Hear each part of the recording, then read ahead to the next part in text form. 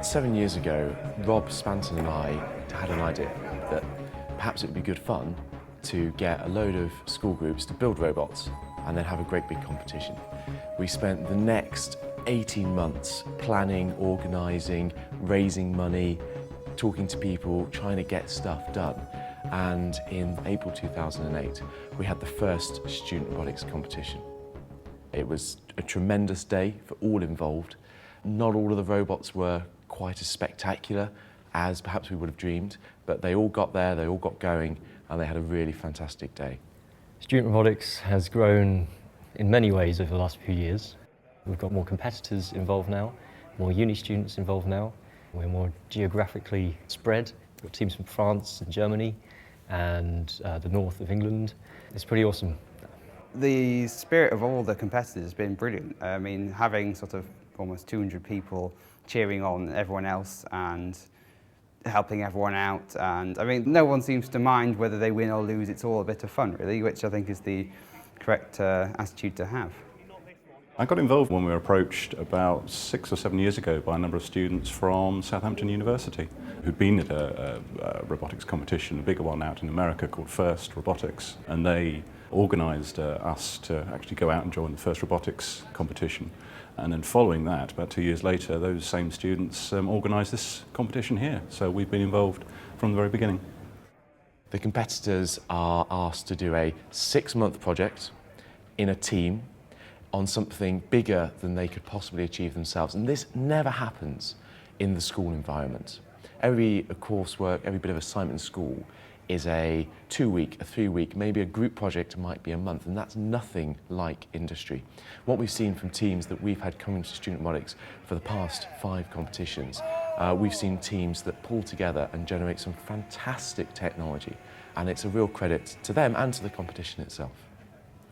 The skills that I see here are very much those that we require, look for in applicants to study electronics and computer science at the University of Southampton. You can approach this in many different ways. I mean, the first one is technical, and the technical skills being shown here are very impressive indeed, and we like that. And the other end of the scale is the cooperation that I see these visitors and actually our own Student Robotics team showing are exactly what we want. It's where real achievement comes from in engineering, when you get people cooperating in a very creative, constructive way. At Hills Road, the students are doing a full A-level package, so that's about 4 A-levels each. They get a tutorial support lesson, and each week they are allowed to do one activity that is called enrichment, and they do an enrichment activity a week, and so some do drama, some do music, some do art, and some do robotics.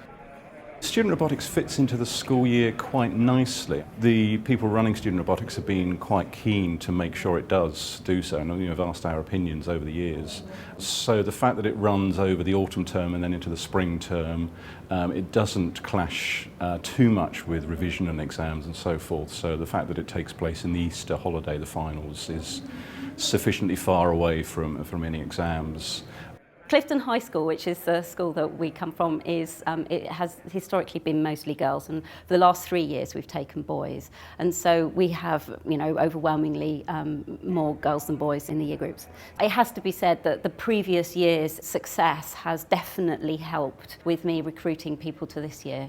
We seem to have a really strong cohort in our current year 11 that really, really wanted to do it, which is why I let them do it, despite the fact they're not sixth formers. We've got coding students who are getting a lot out of this, whereas they don't get it out of first because there's not much in the code. We've got some students who are learning mechanical skills that they've never done before.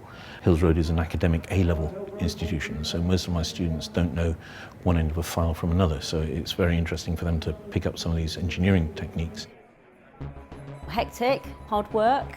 They've learned so much, and our mentors have been brilliant. They've been with us almost every week, and we've had some technical days and great fun.